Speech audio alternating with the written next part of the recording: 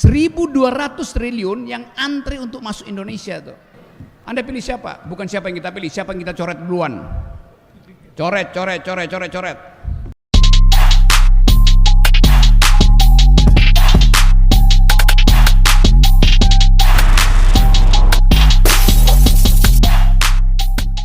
Baik, ini terakhir. 1, 2, itu 3 tadi sudah mengangkat tangan. Mohon maaf. 4 ya, nggak apa-apa ya, 4 ya. Oke, 4. 1, 2, 3, 4 terakhir. Silakan. Assalamualaikum warahmatullahi wabarakatuh. Saya Madani dari Dadapan sebelah pondok. Mungkin saya bukan ingin bertanya Bung Rocky, tapi ingin meminta saran Bung Rocky. Saya memiliki cita-cita sebagai pemimpin Bung Rocky. Tapi saya tidak punya kedekatan relasi kepada elit-elit politik di atas. Jadi mungkin saran Bung Rocky bagaimana cara saya mendapatkan cita-cita saya yang sebagai pemimpin ini, karena saya sendiri sudah jenuh terhadap pemimpin di kota ini. Oke. Ini yang kedua, Bung Rocky tadi pernah bilang yang pertama itu gedung itu negara ini dibentuk bukan hanya sebagai ruang-ruang saja, tapi yang diinginkan itu agar terciptanya gagasan untuk kemajuan negeri ini. Dengan keburukan yang ada di negeri ini, saya meminta gagasan dari Bung Rocky, gagasan apa saja yang mungkin bisa didapat atau harus kita laksanakan untuk negeri tercinta kita ini. Dan yang kedua, dan yang ketiga, apakah untuk menjadi seorang pemimpin atau politikus sendiri, apa kita harus selalu dekat terhadap orang yang di atas? Apa kita harus menempel? Apa kita sebagai oposisi? Apa kita harus bersuara seperti Bung Rocky? Karena Bung Rocky tahu sendiri, Bung Rocky yang bersuara seperti ini aja banyak musuhnya. Apalagi saya yang hanya sebatas masyarakat biasa yang tidak punya tempat untuk bersuara, Bung Rocky. Terima kasih untuk Gus Toha yang telah memfasilitasi saya pribadi udah bertemu dengan Bung Rocky ini. Terima kasih. Sama-sama. Kalau mau foto silakan sekarang. Mana tadi?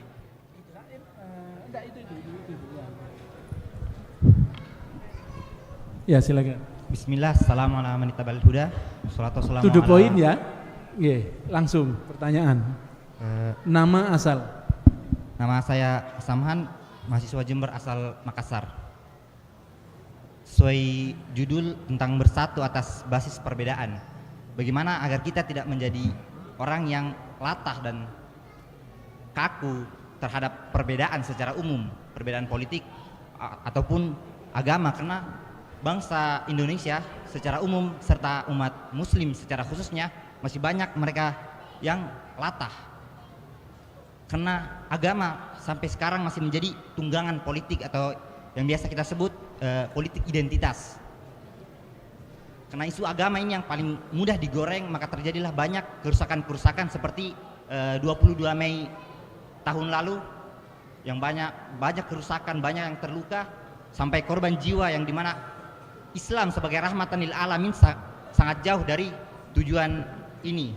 Sederhananya, bagaimana agar kita tidak menjadi dungu dan sikap kita kepada mereka-mereka yang dungu. Terima kasih. Baik, yang ketiga langsung, setelah itu yang keempat.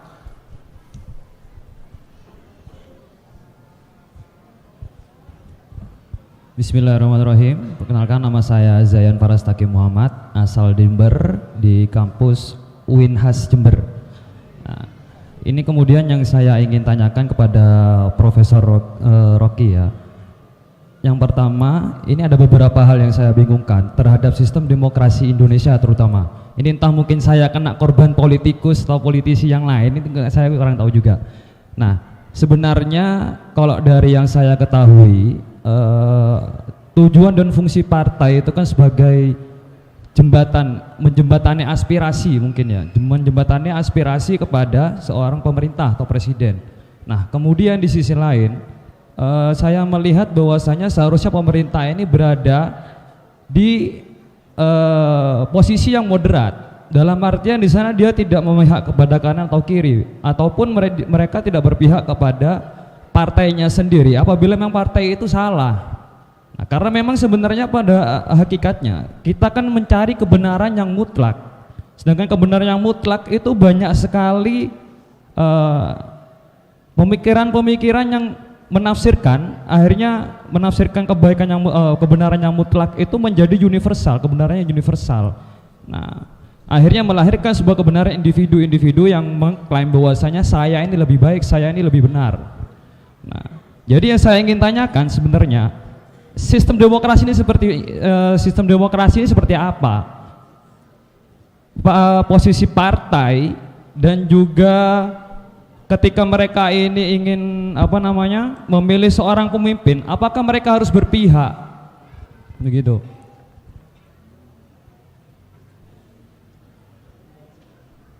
Karena memang seperti yang kita lihat pemilu ke depan bahwasanya ada juga yang ingin mengusungkan Ganjar katanya, ada yang Anies, ada yang ini dan lain sebagainya. Nah, mereka semua itu kan pada adalah hal tersembunyi, hal konotatif di sana bahwasanya mereka ini ya ingin mengusung nama partai sendiri, egoisme akhirnya, kebenaran individu yang dimunculkan bukan musyawarah bersama. Begitu.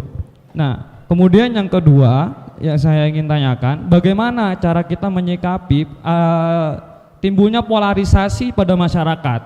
Nah, karena saya memang mengutip dari channel YouTube live-nya Profesor Renat Kasali, beliau berkata bahwasanya ini bakal terjadi hal yang sangat panas, keadaan politik yang sangat panas nanti untuk pemilu ini. Nah, di sisi lain juga ada resesi, bahwa resesi kayak gini kayak gitu.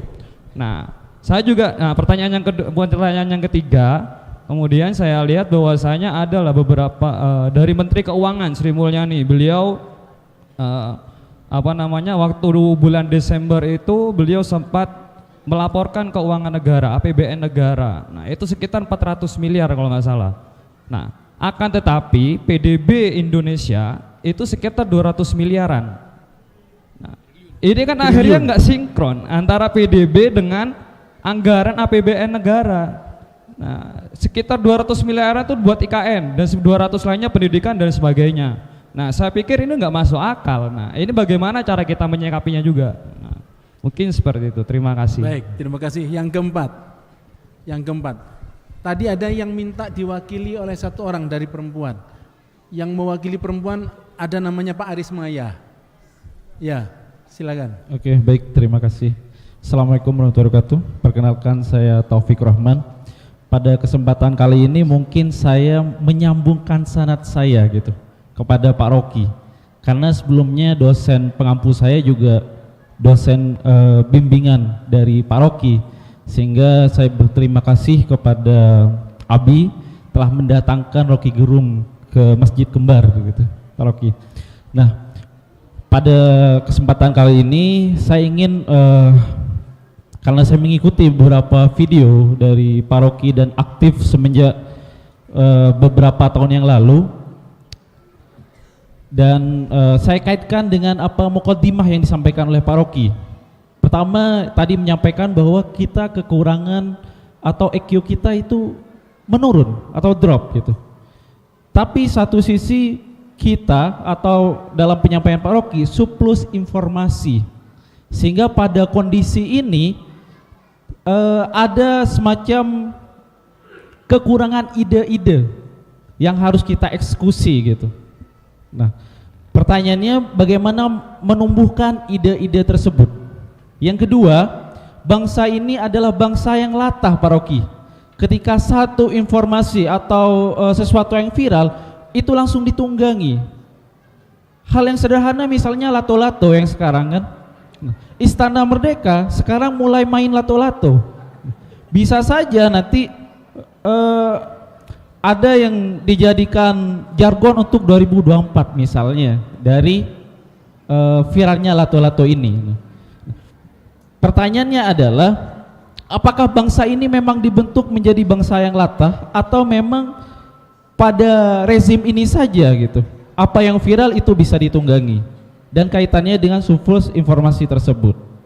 Yang ketiga, langsung saja saya ingin tembak Pak Rocky saja, point of view-nya Pak Rocky untuk 2024. Gitu saja, terima kasih.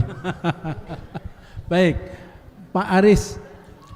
Ya, silakan. Pak Aris ini, Pak Rocky, beliau adalah Sekjen Sobat Anies Pusat dari Jakarta. Sekjen Sobat Anies. Langsung.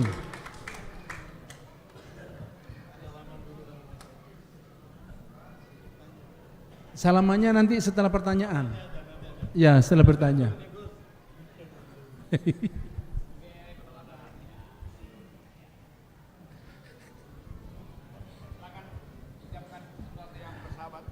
Silakan pertanyaannya singkat padat. Singkat aja ya. Baik, Assalamualaikum warahmatullahi wabarakatuh. Terima kasih Gus Toha, Ustadz Sudirman, Haji Umar. Selamat datang Bung Rocky. Setiap hari saya ketemu Bung Rocky. Bahkan setiap jam barangkali ya, dengan Mas Hersu di RJ Channel. Saya selalu mengikuti setiap kali apa yang disampaikan, isu-isu. Terakhir adalah soal Perpu yang kami baca. Barangkali saya ingin mewakili bapak-bapak barangkali ya, sebagai warga negara Mas Rocky. Kedatangan panjenengan di sini ini benar-benar membuka harapan untuk kami. Sementara bahwa kita ini sudah hampir-hampir kehilangan akal karena demikian nyata situasi negara ini dibodoh-bodohin. Ya.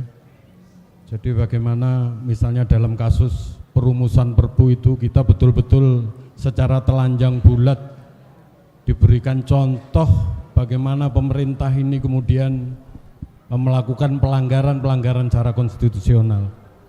Ini saya kira perlu disampaikan secara umum, dan kita yang di desa ini Mas Rocky ya, saya dari Jember, tadi telat saya hadir karena ada kegiatan, jadi merasakan betul bagaimana sekarang situasi sulitnya kehidupan perekonomian Gus. Kemarin saya diskusi dengan beberapa ojol, hanya tinggal 125 orang aja. Itu menunjukkan bahwa kapasitas ekonomi kita memang semakin turun. Itu satu. Ingin komen aja dari Mas Rocky. Yang kedua, sebagai Sobat Anies, mungkin ada sedikit rahasia kalau ada 3-4 oligarki yang sekarang sedang merancang sesuatu di istana. Barangkali bisa dibuka di sini. Demikian Bung, terima kasih. Terima kasih. Assalamualaikum warahmatullahi wabarakatuh. Assalamualaikum warahmatullahi wabarakatuh. Tapi pertanyaan yang paling akhir yang kedua itu agak nyerempet-nyerempet bahaya. Agak nyerempet-nyerempet bahaya. Baik, Pak, ini adalah pertanyaan terakhir ya. Tidak ada lagi pertanyaan karena jam sudah menunjukkan jam 8.30. Ya. Oke, saya tahu bahwa walaupun kita sedang bicara hal yang makro tentang kebangsaan, tapi selalu ada current issues, apa namanya, hal yang hari-hari ini dipercakapkan orang, soal Perpu, soal Anies, soal ekonomi. Satu poin aja bahwa halo, ini kenapa nih? Ya lanjut. Bisa? Oke. Saya pikir Mbak Puan tadi yang rampas mic saya. Ada ketegangan politik. Seluruh gejala yang kita bicarakan hari ini menunjukkan ada ketegangan politik. Karena itu ada Perpu tadi, dan saya udah bahas berkali-kali soal Perpu itu. Kan dasar dari Perpu adalah kegentingan yang memaksa. Kalau kita tanya pada Presiden, yang mana kegentingan yang memaksa? Presiden bilang itu soal perang Rusia-Ukraine. Jadi Nggak ada alasan yang konkret. Belakangan kemudian wakil presiden bilang kegentingan yang memaksa adalah kepentingan kepastian hukum dari penanam modal. Kok beda presiden dan wakil presiden? Kita tanya lagi pada saudara Bahlil, dia bilang kegentingan yang memaksa adalah 1.200 triliun yang antri untuk masuk Indonesia tuh, investor asing. Jadi yang mana kegentingan yang memaksa tuh? Ukraina, Rusia itu 2 minggu ini Rusia udah minta supaya ceasefire. Ini mana kegentingannya? Orang gencatan senjata kok. Lain kalau Rusia itu udah bombardir Ukraina, dan akibat bombardemen itu NATO pasang kembali senjata nuklirnya diarahkan ke Moskow. Baru ada kegentingan. Nggak ada kegentingan di situ dan jauh sekali itu.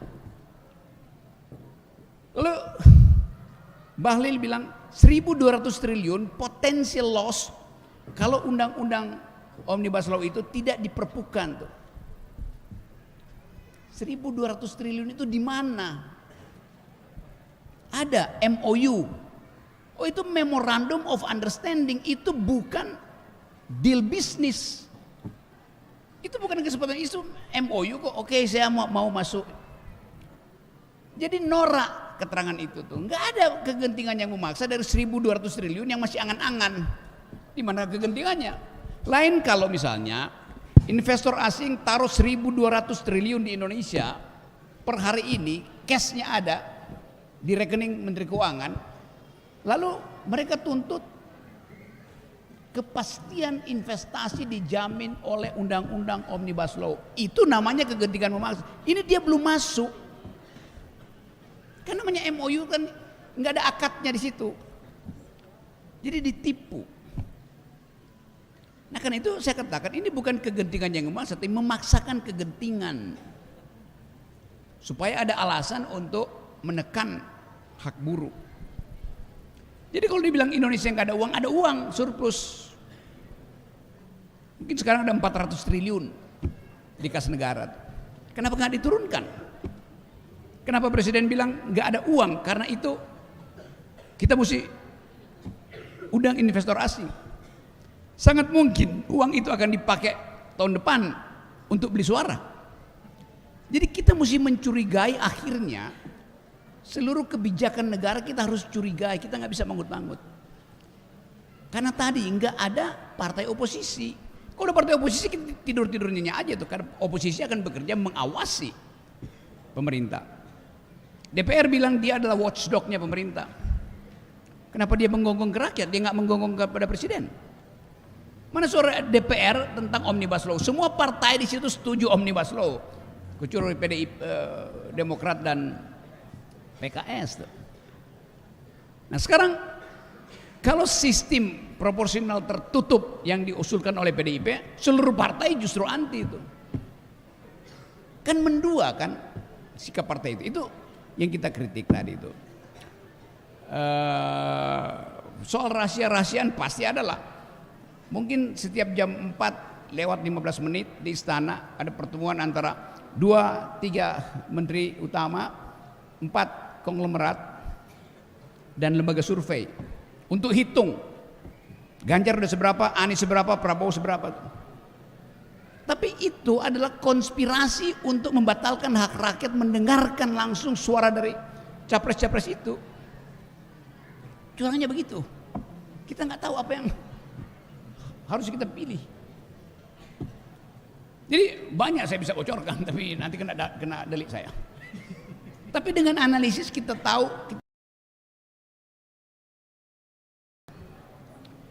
Jadi kalau disodorkan hari ini, inilah daftar calon presiden kita. Kita bertanya, dari mana? Enggak, dari depan Monas dengan menyewa surveyor. Lalu ditanya, pesantren yang diasuh oleh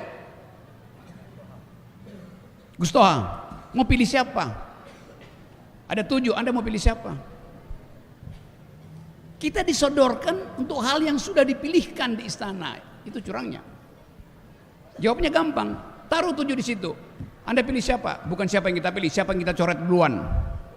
Coret. Lalu kita taruh nama kita sendiri. Kenapa emang?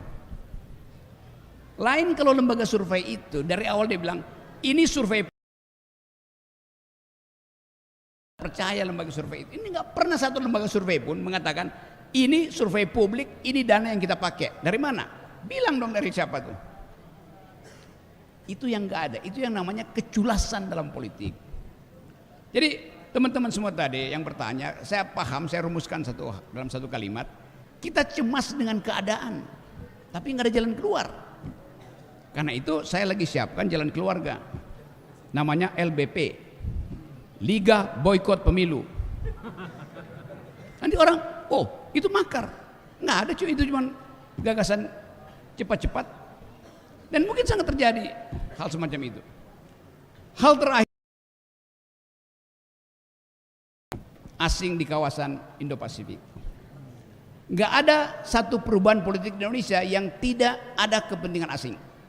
Entah Cina, Amerika, dan itu yang kita hitung. Waktu Pak Harto jatuh tahun 98, itu hanya krisis finansial yang berakibat pada krisis ekonomi, krisis finansial. Nilai tukar aja tuh yang tiba-tiba melonjak. Bisa nggak diatasi? Bisa.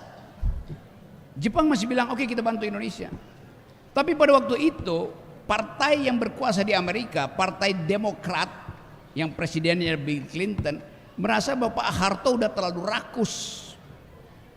Karena itu sebagai proksi Amerika di Indo-Pasifik, Jepang ditegur, nggak usah bantu, amblas. Sekarang hal yang sama, Partai Demokrat berkuasa di Amerika dan melihat bahwa ketidakpastian hukum ada di Indonesia. Jadi kalau dikatakan bahwa investor akan masuk, rumus investor masuk itu cuma satu, kepastian hukum. Ini nggak ada kepastian hukum. Kenapa? Perpu itu sebentar lagi akan dibawa ke Mahkamah Konstitusi, jadi ribut lagi di judicial review. Jadi kekacauan hukum itu justru menghalangi investor masuk ke Indonesia. Itu intinya tuh. Jadi sekali lagi kita di sini hanya bisa menganalisis. Kita nggak ada kepentingan dengan siapa jadi calon presiden, itu urusan individu. Tetapi kalau kita punya kepentingan dengan calon presiden, kita mau uji dia pertama kali bukan elektabilitasnya, tetapi etikabilitasnya, moralitasnya, kedua intelektualitasnya, baru elektabilitasnya tuh. Jadi undang semua capres yang datang ke sini, uji moralitasnya, uji intelektualitasnya. Elektabilitas itu urusan lembaga survei itu. Nah itu pentingnya tadi kita mulai persiapkan siapa yang akan kita coret dari daftar itu ya. Yes, undangin. Jadi sekali lagi terima kasih banyak karena dimungkinkan kita bercakap-cakap secara terbuka di sini nih. Ada mahasiswa bisa bicara sesuka-sukanya tuh. Ada orang yang mau jadi pemimpin, dia bertanya, siapa yang bisa kita contoh? Jangan contoh mereka. Anda ingin saya kenalin Anda dengan orang di istana, justru hindari mereka. Gitu. Karena lebih banyak iblis di situ daripada malaikat. Terima kasih. Baik, terima kasih Bung Rocky. Masya Allah.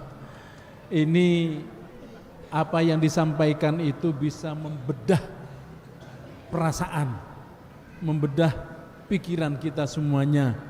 Insya Allah kita semuanya tidak akan lagi menjadi dungu. Insya Allah semuanya akan menjadi orang yang cerdas. Insya Allah subhanahu wa ta'ala. Ya, baik. Saya tidak mau mengkomentari, tidak mau menambah-nambahi apa yang beliau sampaikan. Karena sudah cukup jelas. Sekarang saya minta ada yang berdoa kepada Allah subhanahu wa ta'ala. Mana Kiai Amyal itu? Kita doakan mudah-mudahan kita semuanya mendapatkan hidayah dari Allah. Kita ditolong dan dijaga oleh Allah subhanahu wa ta'ala. Ya, tapi sebelum berdoa, sebelum Kiai Amyal berdoa, saya akan sampaikan bahwa insya Allah bulan Februari yang akan datang, yang akan menjadi pembicara tamu adalah Ustadz Ahmad Kaimana. Ahmad Kaimana, silakan dibuka di Google. Namanya beliau Ustadz Ahmad Kaimana. Beliau itu pendeta, mantan pendeta dan sekarang sudah menjadi muslim, alhamdulillah. Itu nanti kita akan dengarkan kajian-kajian dari beliau, insya Allah. Kenama, oh Kenama. Bang Rocky ternyata kenal namanya beliau, Ahmad Kemana. Seingat saya Keinama lebih akrab. Keinama itu dari Indonesia Timur ya. Ya. Jadi Ahmad Kemana, Keinama bukan Kemana, Keinama. Silakan Kiai Amyal.